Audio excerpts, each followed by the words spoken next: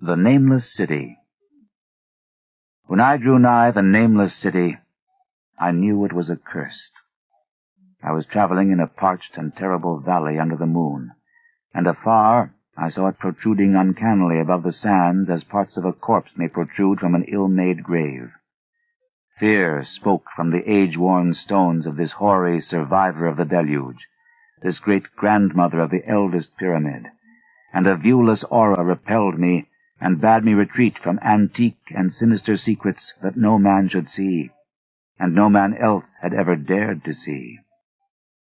Remote in the desert of Araby lies the Nameless City, crumbling and inarticulate, its low walls nearly hidden by the sands of uncounted ages. It must have been thus before the first stones of Memphis were laid, and while the bricks of Babylon were yet unbaked. There is no legend so old as to give it a name, or to recall that it was ever alive, but it is told of in whispers around campfires, and muttered about by grand dams in the tents of sheiks, so that all the tribes shun it without wholly knowing why.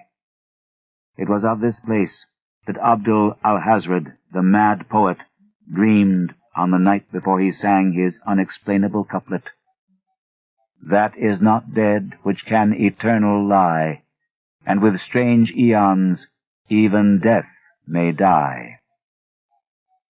I should have known that the Arabs had good reason for shunning the Nameless City, the city told of in strange tales but seen by no living man. Yet I defied them, and went into the untrodden waste with my camel. I alone have seen it, and that is why no other face bears such hideous lines of fear as mine, why no other man shivers so horribly when the night wind rattles the windows. When I came upon it in the ghastly stillness of unending sleep, it looked at me, chilly from the rays of a cold moon amidst the desert's heat. And as I returned its look, I forgot my triumph at finding it, and stopped still with my camel to wait for the dawn. For hours I waited, till the east grew gray and the stars faded, and the gray turned to roseal light edged with gold. I heard a moaning, and saw a storm of sand stirring among the antique stones, though the sky was clear and the vast reaches of the desert still. Then suddenly, above the desert's far rim, came the blazing edge of the sun, seen through the tiny sandstorm which was passing away, and in my fevered state I fancied that from some remote depth there came a crash of musical metal to hail the fiery disk, as Memnon hails it from the banks of the Nile. My ears rang, and my imagination seethed as I led my camel slowly across the sand to that unvocal stone place, that place too old for Egypt and Meroe to remember, that place which I alone of living men had seen. In and out amongst the shapeless foundations of houses and palaces I wandered, finding never a carving or inscription to tell of those men, if men they were, who built the city and dwelt therein so long ago. The antiquity of the spot was unwholesome, and I longed to encounter some sign or device to prove that the city was indeed fashioned by mankind. There were certain proportions and dimensions in the ruins which I did not like.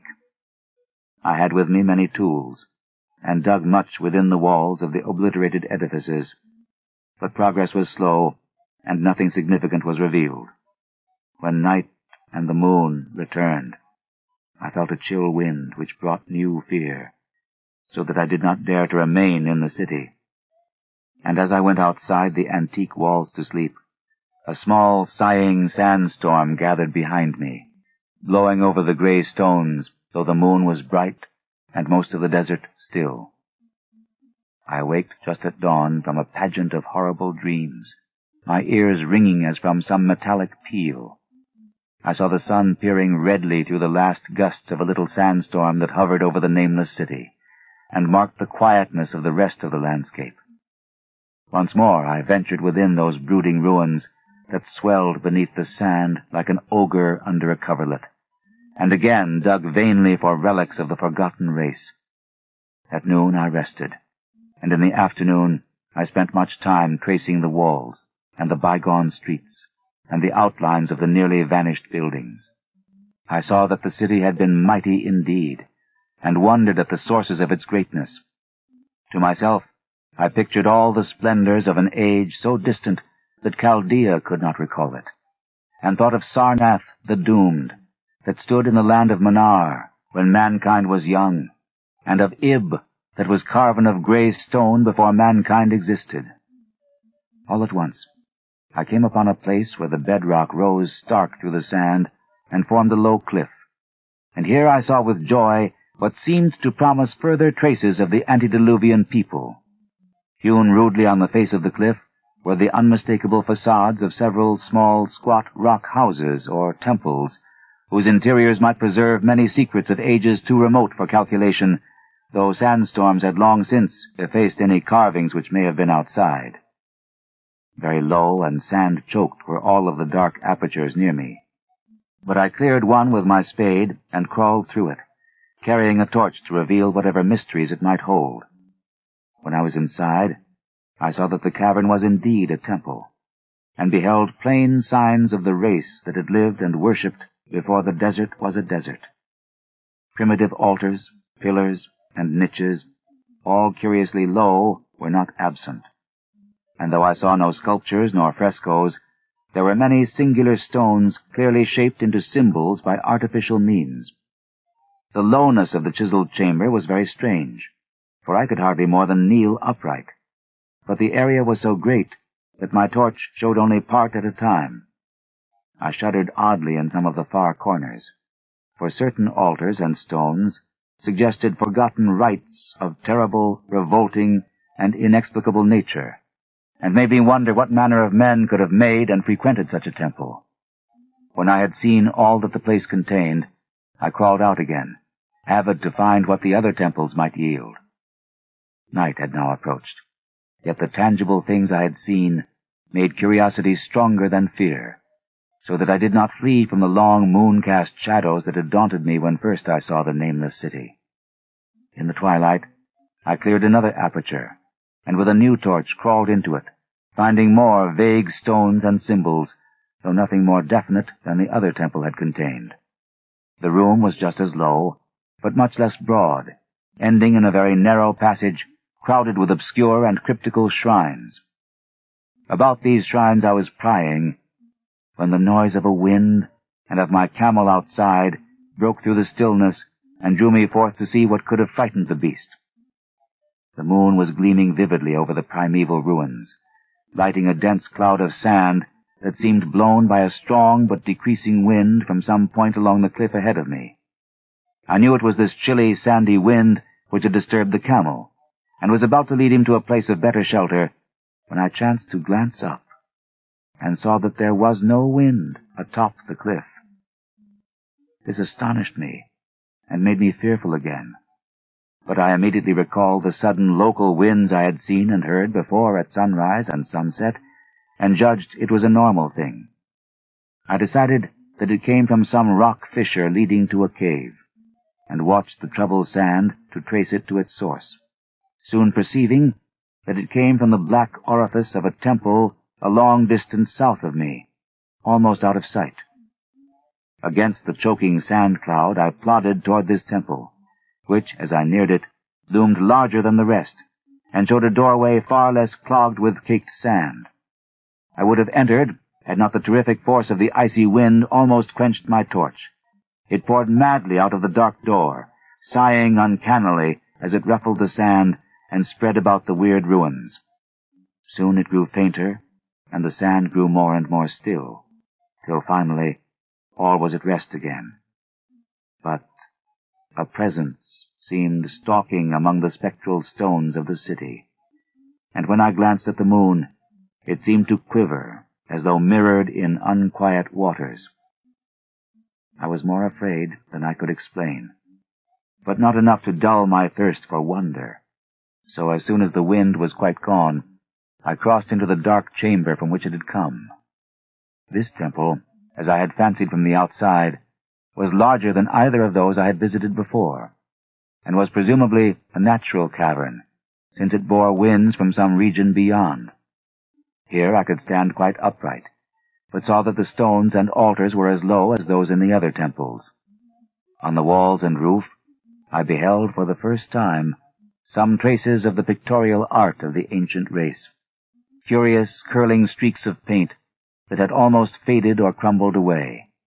And on two of the altars I saw, with rising excitement, a maze of well-fashioned curvilinear carvings. As I held my torch aloft, it seemed to me that the shape of the roof was too regular to be natural, and I wondered what the prehistoric cutters of stone had first worked upon. Their engineering skill must have been vast. Then a brighter flare of the fantastic flame showed me that for which I had been seeking, the opening to those remoter abysses whence the sudden wind had blown, and I grew faint when I saw that it was a small and plainly artificial door chiseled in the solid rock. I thrust my torch within, beholding a black tunnel with the roof arching low over a rough flight of very small, numerous, and steeply descending steps. I shall always see those steps in my dreams, for I came to learn what they meant. At the time, I hardly knew whether to call them steps or mere footholds in a precipitous descent. My mind was whirling with mad thoughts, and the words and warnings of Arab prophets seemed to float across the desert from the land that men know to the nameless city that men dare not know. Yet I hesitated only a moment before advancing through the portal and commencing to climb cautiously down the steep passage, feet first, as though on a ladder. It is only in the terrible phantasms of drugs or delirium that any other man can have had such a descent as mine. The narrow passage led infinitely down, like some hideous haunted well, and the torch I held above my head could not light the unknown depths toward which I was crawling. I lost track of the hours and forgot to consult my watch, though I was frightened when I thought of the distance I must be traversing. There were changes of direction and of steepness, and once I came to a long, low, level passage where I had to wriggle feet first along the rocky floor, holding my torch at arm's length beyond my head. The place was not high enough for kneeling. After that were more of the steep steps, and I was still scrambling down interminably when my failing torch died out. I do not think I noticed it at the time, but when I did notice it, I was still holding it high above me as if it were ablaze. I was quite unbalanced with that instinct for the strange and the unknown which has made me a wanderer upon earth and a haunter of far, ancient, and forbidding places. In the darkness, there flashed before my mind fragments of my cherished treasury of demoniac lore, sentences from Al-Hazred, the mad Arab, paragraphs from the apocryphal nightmares of Damascius, and infamous lines from the delirious Images du Monde of Gautier de Metz. I repeated queer extracts, and muttered of Afrasiab and the demons that floated with him down the Oxus, later chanting over and over again a phrase from one of Lord Dunsany's tales, the unreverberate blackness of the abyss. Once, when the descent grew amazingly steep, I recited something in sing-song from Thomas Moore, until I feared to recite more. A reservoir of darkness, black as witches' cauldrons are, when filled with moon drugs in the eclipse distilled. Leaning to look if foot might pass down through that chasm, I saw beneath, as far as vision could explore, the jetty sides as smooth as glass, looking as if just varnished o'er with that dark pitch the sea of death throws out upon its slimy shore. Time had quite ceased to exist when my feet again felt a level floor, and I found myself in a place slightly higher than the rooms in the two smaller temples, now so incalculably far above my head. I could not quite stand, but could kneel upright, and in the dark I shuffled and crept hither and thither at random. I soon knew that I was in a narrow passage, whose walls were lined with cases of wood, having glass fronts. As in that Paleozoic and abysmal place, I felt of such things as polished wood and glass. I shuddered at the possible implications. The cases were apparently ranged along each side of the passage at regular intervals, and were oblong and horizontal, hideously like coffins in shape and size. When I tried to move 2 or 3 for further examination, I found they were firmly fastened. I saw that the passage was a long one, so floundered ahead rapidly in a creeping run that would have seemed horrible had any eye watched me in the blackness, crossing from side to side occasionally to feel of my surroundings and be sure the walls and rows of cases still stretched on. Man is so used to thinking visually that I almost forgot the darkness and pictured the endless corridor of wood and glass in its low-studded monotony as though I saw it. And then, in a moment of indescribable emotion, I did see it. Just when my fancy merged into real sight, I cannot tell, but there came a gradual glow ahead, and all at once I knew that I saw the dim outlines of the corridor and the cases, revealed by some unknown subterranean phosphorescence. For a little while, all was exactly as I had imagined it, since the glow was very faint. But as I mechanically kept on stumbling ahead into the stronger light, I realized that my fancy had been but feeble. This hall was no relic of crudity like the temples in the city above, but a monument of the most magnificent and exotic art. Rich, vivid, and daringly fantastic designs and pictures formed a continuous scheme of mural painting whose lines and colors were beyond description. The cases were of a strange golden wood, with fronts of exquisite glass, and contained the mummified forms of creatures outreaching in grotesqueness the most chaotic dreams of man. To convey any idea of these monstrosities is impossible. They were of the reptile kind, with body lines suggesting sometimes the crocodile, sometimes the seal, but more often nothing of which either the naturalist or the paleontologist ever heard. In size, they approximated a small man, and their forelegs bore delicate and evidently flexible feet, curiously like human hands and fingers. But strangest of all were their heads, which presented a contour violating all known biological principles. To nothing can such things be well compared. In one flash, I thought of comparisons as varied as the cat, the bulldog, the mythic satyr, and the human being. Not Jove himself had so colossal and protuberant a forehead, yet the horns, and the noselessness, and the alligator-like jaw placed the things outside all established categories. I debated for a time on the reality of the mummies, half suspecting they were artificial idols, but soon decided they were indeed some Paleologian species which had lived when the Nameless city was alive. To crown their grotesqueness, most of them were gorgeously enrobed in the costliest of fabrics, and lavishly laden with ornaments of gold, jewels, and unknown shining metals. The importance of these crawling creatures must have been vast, for they held first place among the wild designs on the frescoed walls and ceiling.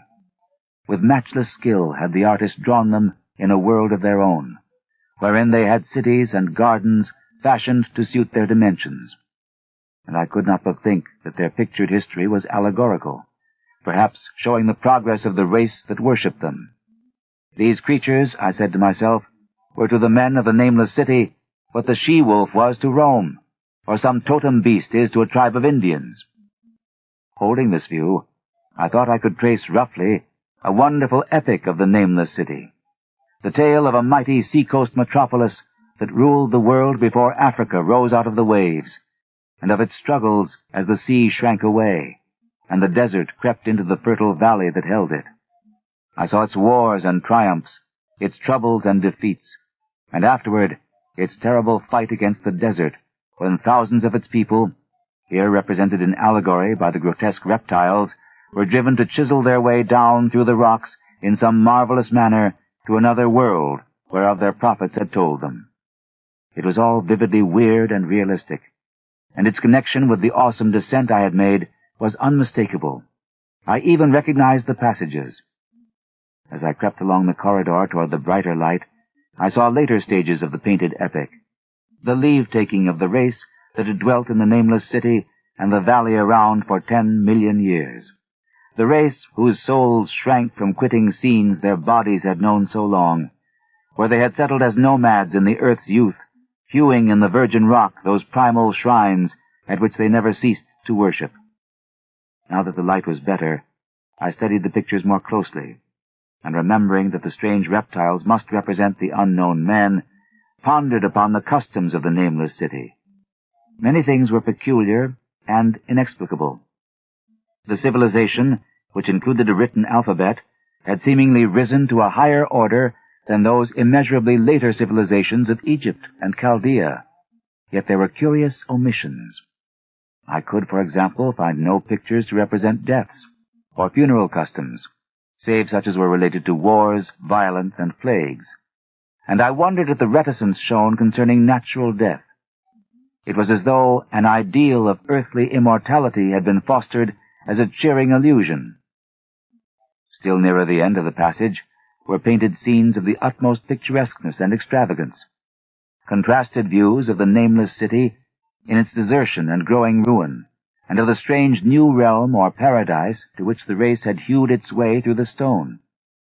In these views, the city and the desert valley were shown always by moonlight, a golden nimbus hovering over the fallen walls and half revealing the splendid perfection of former times, shown spectrally and elusively by the artist. The paradisal scenes were almost too extravagant to be believed, portraying a hidden world of eternal day, filled with glorious cities and ethereal hills and valleys. At the very last, I thought I saw signs of an artistic anticlimax. The paintings were less skillful, and much more bizarre than even the wildest of the earlier scenes. They seemed to record a slow decadence of the ancient stock, coupled with a growing ferocity toward the outside world from which it was driven by the desert. The forms of the people, always represented by the sacred reptiles, appeared to be gradually wasting away, though their spirit, as shown hovering about the ruins by moonlight, gained in proportion. Emaciated priests, displayed as reptiles in ornate robes, cursed the upper air and all who breathed it. And one terrible final scene showed a primitive-looking man, perhaps a pioneer of ancient Irem, the city of pillars, torn to pieces by members of the elder race. I remembered how the Arabs fear the Nameless City, and was glad that beyond this place the gray walls and ceiling were bare. As I viewed the pageant of mural history, I had approached very closely the end of the low-ceilinged hall, and was aware of a great gate, through which came all of the illuminating phosphorescence. Creeping up to it, I cried aloud in transcendent amazement at what lay beyond. For instead of other and brighter chambers, there was only an illimitable void of uniform radiance, such as one might fancy when gazing down from the peak of Mount Everest upon a sea of sunlit mist. Behind me was a passage so cramped that I could not stand upright in it. Before me was an infinity of subterranean effulgence. Reaching down from the passage into the abyss was the head of a steep flight of steps, small, numerous steps like those of the black passages I had traversed. But after a few feet, the glowing vapors concealed everything. Swung back open against the left-hand wall of the passage was a massive door of brass, incredibly thick and decorated with fantastic bas-reliefs, which could, if closed, shut the whole inner world of light away from the vaults and passages of rock. I looked at the steps, and for the nonce dared not try them. I touched the open brass door, and could not move it. Then I sank prone to the stone floor, my mind aflame with prodigious reflections which not even a death-like exhaustion could banish. As I lay still with closed eyes, free to ponder, many things I had lightly noted in the frescoes came back to me with new and terrible significance. Scenes representing the Nameless City in its heyday, the vegetation of the valley around it, and the distant lands with which its merchants traded. The allegory of the crawling creatures puzzled me by its universal prominence, and I wondered that it should be so closely followed in a pictured history of such importance. In the frescoes, the Nameless City had been shown in proportions fitted to the reptiles. I wondered what its real proportions and magnificence had been, and reflected a moment on certain oddities I had noticed in the ruins. I thought curiously of the lowness of the primal temples and of the underground corridor, which were doubtless hewn thus out of deference to the reptile deities there honored, though it perforce reduced the worshippers to crawling. Perhaps the very rites had involved a crawling in imitation of the creatures. No religious theory, however, could easily explain why the level passage in that awesome descent should be as low as the temples, or lower, since one could not even kneel in it. As I thought of the crawling creatures, whose hideous, mummified forms were so close to me, I felt a new throb of fear. Mental associations are curious, and I shrank from the idea that, except for the poor, primitive man torn to pieces in the last painting, mine was the only human form amidst the many relics and symbols of primordial life. But as always in my strange and roving existence, wonder soon drove out fear, for the luminous abyss and what it might contain presented a problem worthy of the greatest explorer. That a weird world of mystery lay far down that flight of peculiarly small steps I could not doubt, and I hoped to find there those human memorials which the painted corridor had failed to give. The frescoes had pictured unbelievable cities, hills, and valleys in this lower realm, and my fancy dwelt on the rich and colossal ruins that awaited me. My fears, indeed, concerned the past rather than the future. Not even the physical horror of my position in that cramped corridor of dead reptiles and antediluvian frescoes, miles below the world I knew, and faced by another world of eerie light and mist, could match the lethal dread I felt at the abysmal antiquity of the scene and its soul.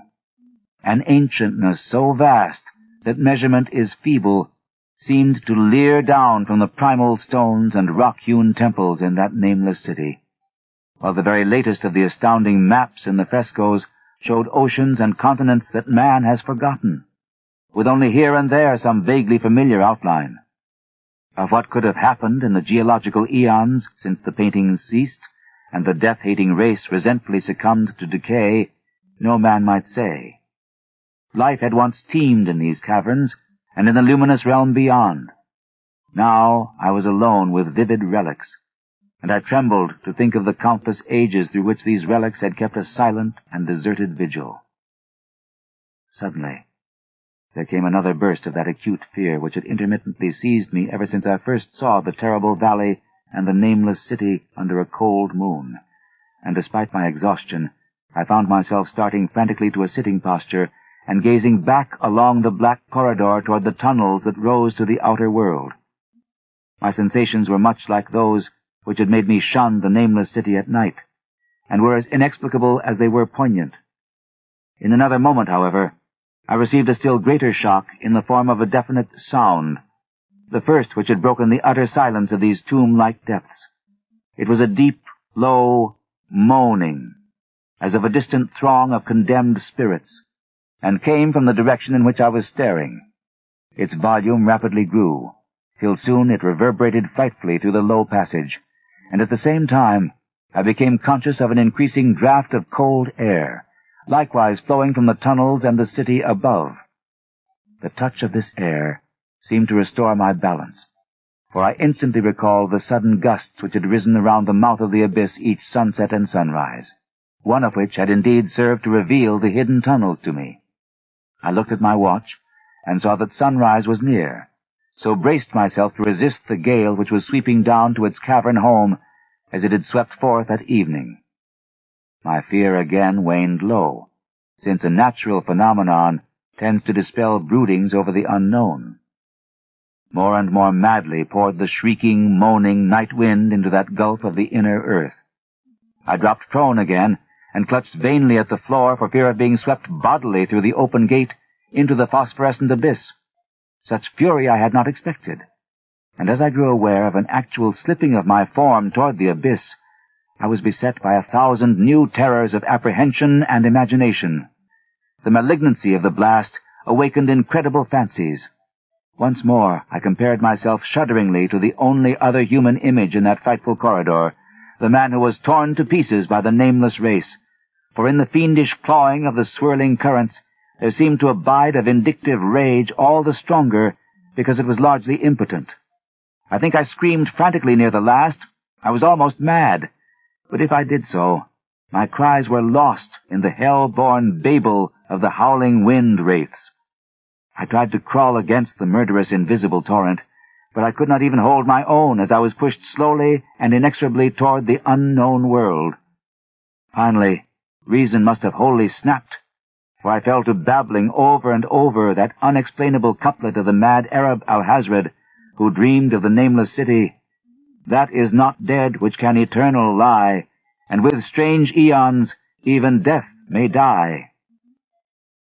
Only the grim, brooding desert gods know what really took place, what indescribable struggles and scrambles in the dark I endured, or what Abaddon guided me back to life, where I must always remember and shiver in the night wind till oblivion or worse claims me. Monstrous, unnatural, colossal was the thing, too far beyond all the ideas of man to be believed, except in the silent, damnable small hours when one cannot sleep. I have said that the fury of the rushing blast was infernal, cacodemoniacal, and that its voices were hideous with the pent-up viciousness of desolate eternities.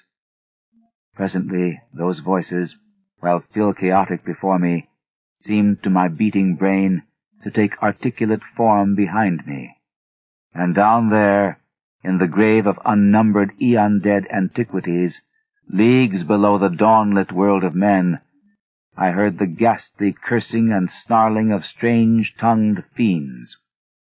Turning, I saw outlined against the luminous ether of the abyss what could not be seen against the dusk of the corridor, a nightmare horde of rushing devils, hate-distorted, grotesquely panoplied, half-transparent, devils of a race no man might mistake, the crawling reptiles of the nameless city. And as the wind died away, I was plunged into the ghoul-peopled blackness of earth's bowels, for behind the last of the creatures, the great brazen door clanged shut with a deafening peal of metallic music, whose reverberations swelled out to the distant world to hail the rising sun, as Memnon hails it from the banks of the Nile.